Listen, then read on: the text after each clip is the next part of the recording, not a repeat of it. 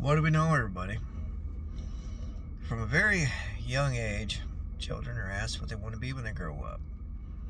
And the earliest that I can remember, I think I was 2 or 3, and I wanted to be a cowboy. I had uncles that rode bucking bulls. I had uncles that ran their own herds. Grew up around cowboys.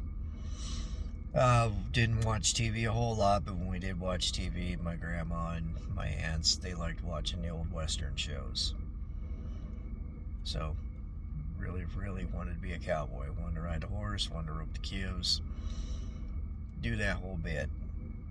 When I got to about kindergarten, wanted to be a police officer. I mean, what little boy didn't want to go arrest the bad guys? Then around the same time frame, I wanted to be I thought I had a cow out. Yeah, around that same time frame, I wanted to be a firefighter. It's the same thing. Firefighters are important. They're special. They rescue people. They save people. Get a little bit older, I think maybe first or second grade, one of my friends in school, one of my classmates, her dad was a bull hauler. Well, I loved semis. I loved cattle. And to be honest with you, aside from a hopper and a tank trailer, maybe the occasional flatbed, I never saw anything else beyond a semi other than a bull rack until I was like 14 or 15. I mean, I grew up in the sticks. But, I mean, as a young kid, you loved the big trucks, you loved things like that, so I was going to be a cow hauler. Get a little bit older, Dad was a body man, so that's what I wanted to be. I took his textbook from college, read it from front to back. I went to the library, checked those books out, read those books front to back. I'd paint my buddy's skateboards, and I repainted one of my wagons, put flames on it. Monster Garage had come out in this time, and watched Jesse James and those guys build these cool cars, and that's what I wanted to do. I wanted to build these cars. It was intriguing to me. It was fun. And it drove Dad nuts, but I'd go to the parts store and I'd buy cheap body filler and I'd throw it on something that had a dent, not knowing what I was doing, and it drove him nuts. But I stuck with that for quite a while. We got in, I think, 12 or 13 years old. I had it figured out that I was going to go to the Army to be a sniper. Take the money I made from the Army. I was going to go buy some land. I was going to build a house by hand. I was going to get me a herd of cattle. I was going to start my own body shop, build it from scratch. And somehow I was going to find the time to run the body shop, do all the work in that, and then handle all the cattle, do the cowboy bit, and it was crazy. And it's amazing how a young man, any teenager's mind works. No concept of money or responsibility or any of that. We get a little bit older, you figure out there's a lot more out in this world than just that. And you start discovering your interests and what you're good at, and I was a good artist. Won a lot of awards through a lot of art competitions, and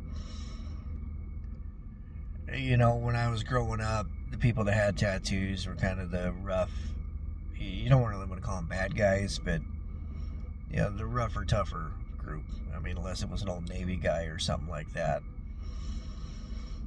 So you always had the view of tattoo shops as these just dark and not nice places to be. And then they had shows. They had television shows on there to show tattoo shops. Like, well, this isn't what we thought it was. So I wanted to be a tattoo artist.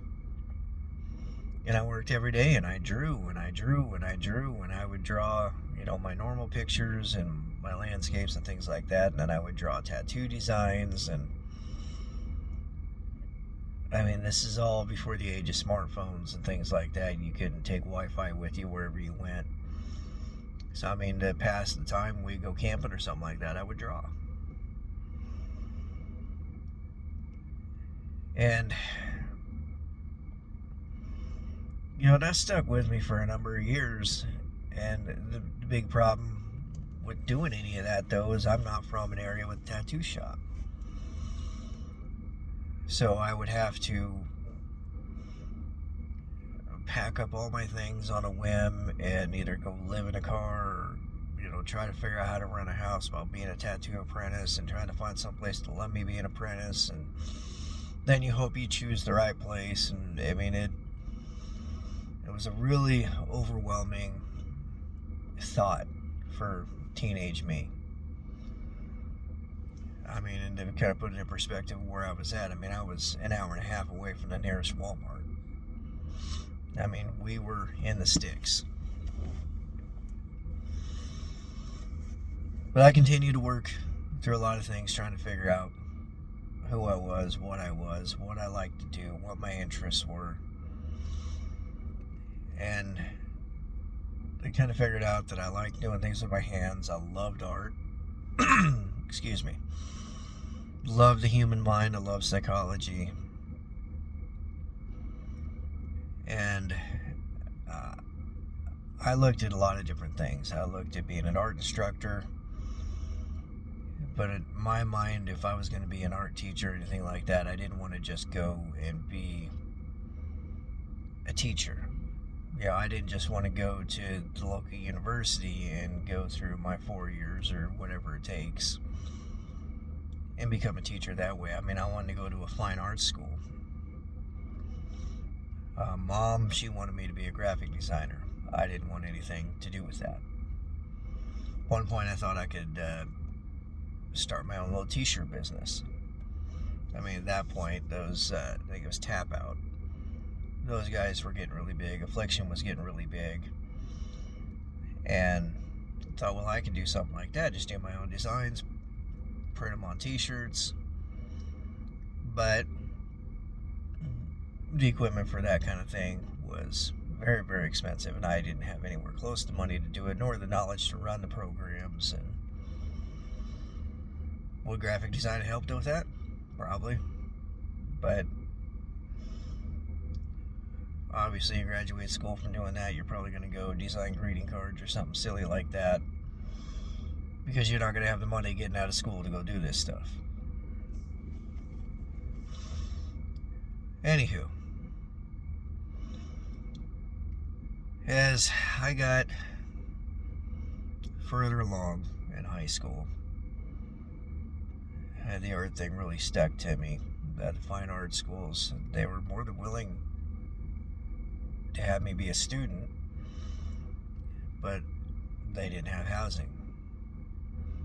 And obviously, you come from the sticks, you come from a poor family, you don't have money, your family doesn't have money to pay for an apartment for 4 years while you go to school. Looked at psychology. I wanted to be a behavioral psychologist because I loved observing people. I loved trying to understand why people think the way that they do, why they act the way that they do. And I mean, that was my fun time with reading. I didn't like fiction books, but I loved textbook style books. So every time the library or the school would get rid of old books, I would buy up all the psychology books that I could, and I would read them. It was fascinating to me. But to go to the smaller local university, you go through a 4-year degree, which in my mind didn't equate to much. It was a pre-psychology degree. So it set you up to be a counselor, I think, is how they said it when I talked to them. Big university, you go through 4 years, it's essentially the same thing. Excuse me. And then you go beyond that, and then you can specialize in it another 2 to 4 years, which was not appealing to me whatsoever. So, fought it back and forth, and just decided that wasn't going to work. There was a few psychology institutes, which I equate to like tech schools for psychology. I had private schools, and the cost was pretty much the same as a university, but as getting down there and going through the whole bit, and it may not set you up for any more success than the others would. So, graduated high school, trying to look at what I wanted to do, and I found an interest in motorcycles and fabricating things by hand, and I looked at different things like construction. I loved big equipment, but I wanted to run the big equipment. And, they all seasonal guys as far as manual labor guys like I would have been, so it never got on. Again, small area. Looked at diesel mechanics. Diesel mechanics around where I'm from, they were generally not nice people, not pleasant to be around. Didn't seem to make a whole lot of money for the work that they were putting in, so I didn't really want to mess with that. And they were working on tractors. I mean, there was one guy that did semi work, and he wasn't going to take anybody on. Auto mechanics around where I was from, they were underpaid, and a lot of those guys spent their days changing oil. Well, if I was going to work for a low wage and change oil, it didn't really sound appealing to me to spend money on a college diploma for it. So when I looked at body work, and the body guys around where I was from weren't paid very much at all, so I kept looking for programs that were more on the fabrication side of things, and I settled on Wyotech. Because they had your collision refinishing core, but they had your major, I guess you'd call it. Your specialization, I think they called it. But major was street rod custom fabrication. So, set it all up myself. I paid the stupid application fee that no student should ever have to pay. I think it was like $100. But got enrolled. Parents helped me get down there. The whole dorm life and all of that, it wasn't really a dorm. It was an apartment barely big enough for 2 people, fitting 4. And the whole dorm life deal was pretty miserable. But school, I learned a lot. I learned a lot of really cool things about painting. Got every ICAR certification under the sun that I could get. Was an excellent welder, MIG welding and TIG welding, sheet metal, aluminum, things like that.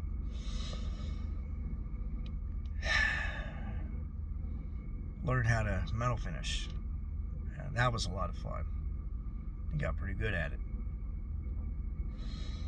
Then we went to the fabrication side, and that's where I just fell in love with everything. The moving of the sheet metal, the making things from scratch, the TIG welding and the power hammers, the English wheels, and beating things in a stump, and learning how metal moves and all the little intricacies behind it. It was a lot of fun. Excuse me. So then, of course, you get big dreams. I had job offers coming out of school to go weld. Paid a lot of money, actually, to run a MIG welder. Places that offered a few TIG welding positions.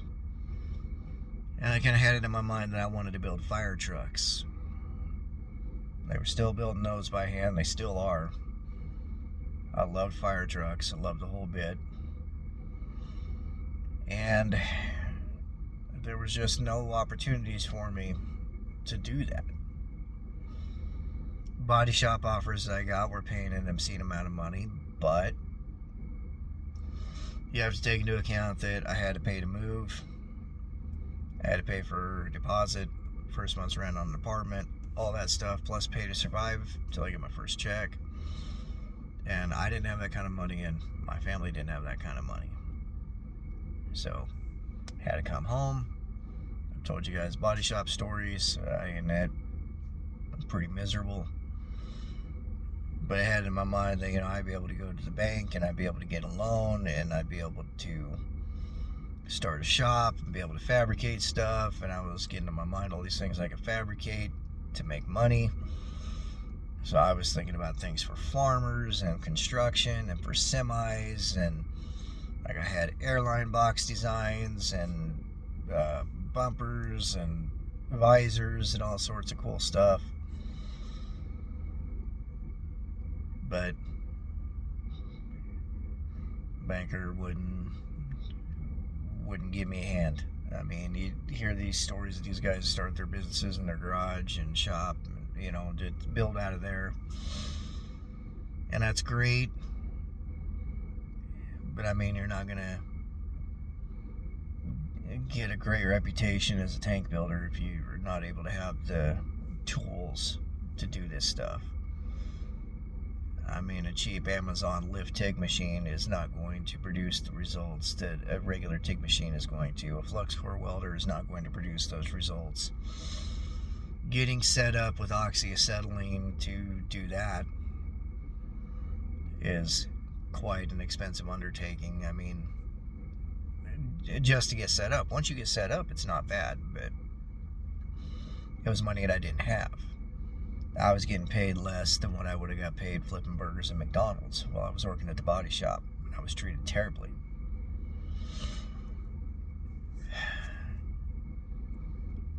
So when that all dissolved, I sat there trying to figure out what I wanted to do. When I applied to places, nobody would take me on to do anything with me. Got the opportunity to be a butcher. At that time, I was really reevaluating things, and I thought, you know, firefighter deal seemed cool. There was a guy in town that was a firefighter, and he was a firefighter in Florida before he came up to Nebraska. And I don't remember if he was in New York or not. But really, really good guy, really intelligent guy, done it his whole life. But he was telling me how to go about doing all of this, and it was at this time that I was starting to really get really into being a butcher. I loved it. I loved the people. I loved the process. So I was taking every little bit of knowledge I could, watching videos, reading books, standing in at other places, just learning as much as I possibly could. And I was good at it. And then, as luck would have it, Mike and Teresa floated a couple out of California. They ran it into the ground, treated us horrible. My anxiety problems got really bad because of it. And it was what it was. Jumped ship to the competition. They failed. We were supposed to get everything back. And 2 days before we were supposed to get everything back, they sold to the competition for what they owed. So, kind of one last middle finger to us. And, you know, from then on out, I went and started driving a semi, started my career in flatbed, pulled a little bit of hopper, and then bull rack from then on out. Excuse me. And I was good at it. I ran hard. I hauled things that other guys wouldn't. I did good. Made a lot of money. But I mean, there's a sacrifice there. If you're young and single and all of that, it's a fun career to have, but once you have something you want to be home for, it's not fun. So then I started thinking of things that I could do, and you know, I was getting to be a pretty good mechanic. Thought about trying to run my own service truck, but then you run into, you know, you got to have a banker that, or some way to get parts, and I didn't have that. My uncle wanted me to do the body work on his pickup, and we were going to do some custom stuff to it and custom paint it, and I didn't really have a place for that. It never really happened. And was what it was. And when I was going to come off the road, I looked at what I wanted to do, and I don't know. I didn't really want to work in a feedlot. I didn't want to run a feed truck. I didn't want to do any of that. You know, I thought farming, that sounded like fun because I could sit in a tractor and I could do that whole bit. I mean, I watched those guys on YouTube. I knew farmers back when I was growing up. And so, you know, after looking around at shops, the mechanic shops wouldn't put me on because I didn't have a diploma. The body shops offered me an insultingly low wage. I mean, again, if I can make $15 an hour flipping burgers at McDonald's, there's no reason you need to be acting like you're doing me a favor, giving me $13 an hour at a body shop. Ridiculous. So, there's a farmer I delivered cattle for that advertised on a radio station. Called him up, set it up, started working there. I mean, I've been here for four-ish years. And, I mean, it is what it is. I mean, I'm more or less a glorified mechanic out here, which is perfectly fine. I love fixing things. I love working on things. These fat cattle, I'm not a big fan of. I've never been a fan of fat cattle. I've had a good deal of injuries working out here because of these cattle. If we get Nebraska cattle, it's not so bad, but when you start pulling cattle out of Oklahoma and Texas, they're bad-tempered and half of them are blind, and it is just a disaster. But this gentleman has never really trusted me, I guess would be a good word to say, to run any of the farm equipment.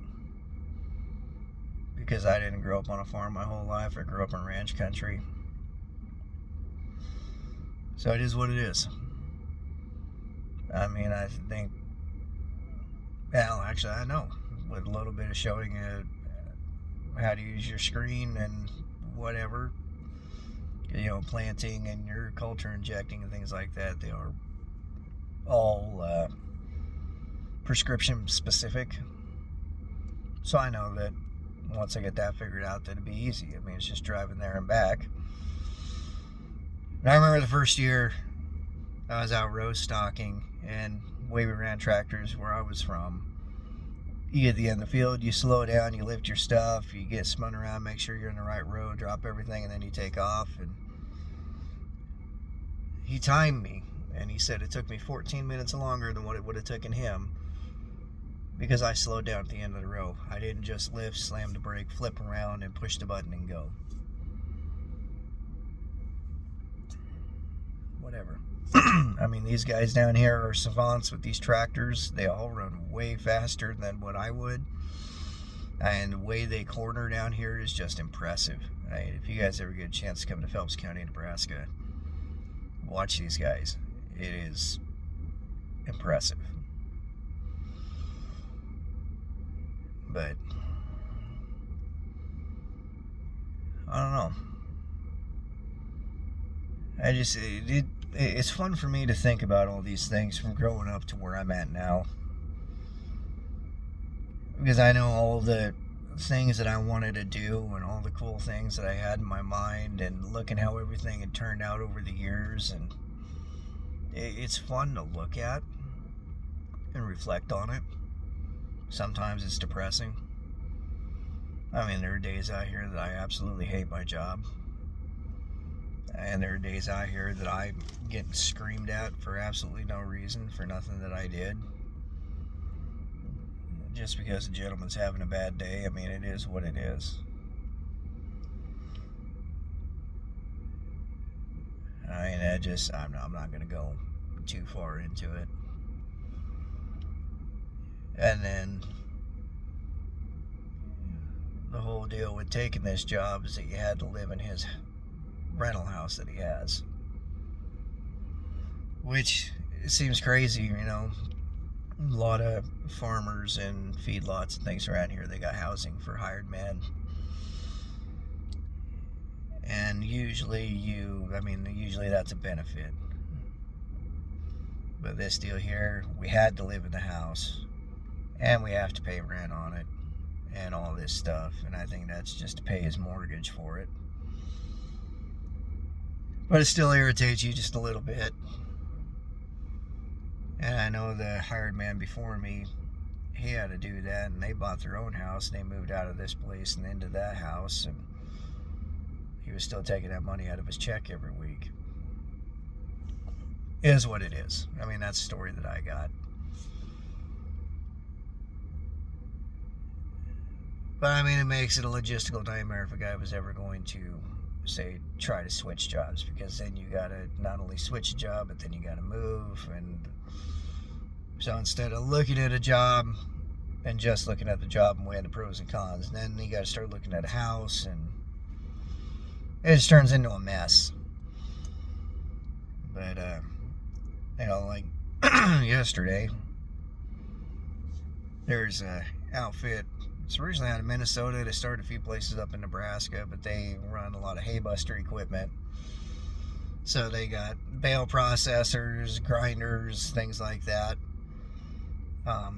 Pull type ones, self-contained ones. Got the power unit on them.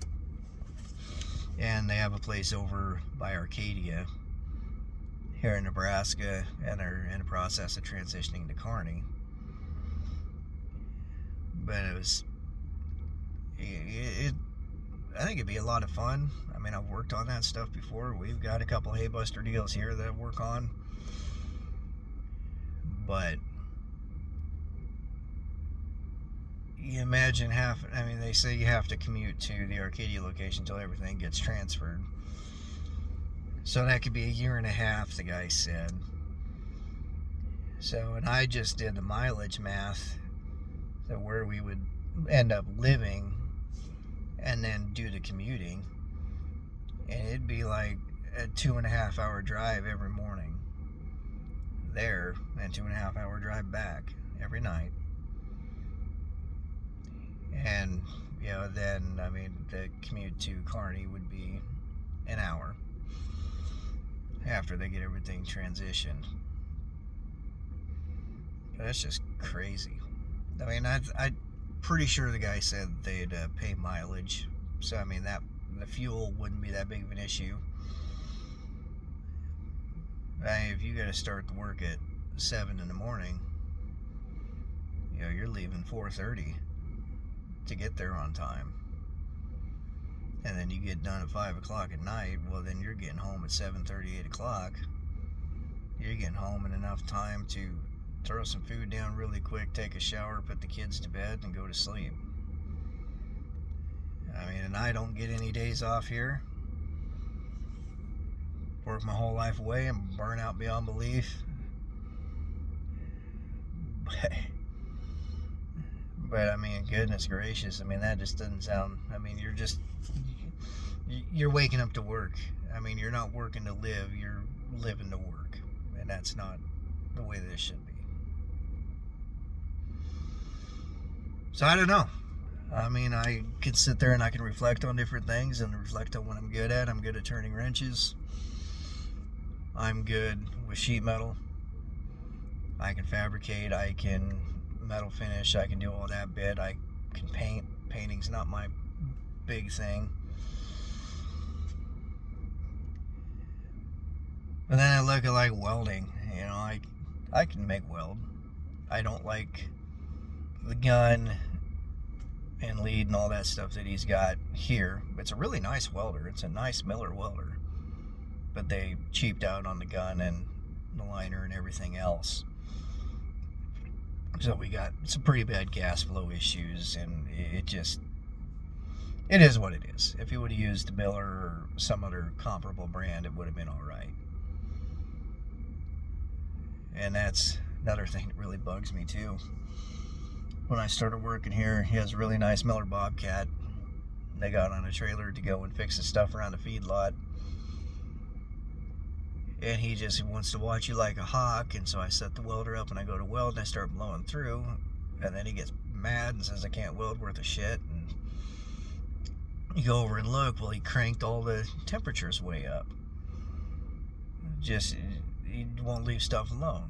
Instead of letting me do it and be done with it, he wants to mess with it and then blame me for how he had the machine set. So, I mean, I don't know. I like building things. I like fixing things. Maybe I can be a welder. Maybe I can be a fabricator. Maybe I can build sheet metal stuff. I don't know, but what I do know is that I am poor. That I can't afford big fancy equipment, and I just so burnt out now that all I want to do is sit at home and enjoy my family. I really need a vacation. But that's another thing. I get yelled at for taking days off, and Big Boss Man's going on a 10-day cruise, and the other hired man, he's taking off on another trip. Going to go spend a week or so at a ski resort.